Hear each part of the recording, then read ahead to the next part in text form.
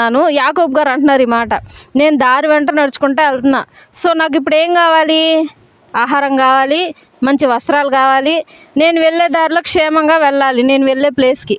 అలా నన్ను తీసుకెళ్ళాడు అనుకో, యెహోవా నాకేమవుతాడు?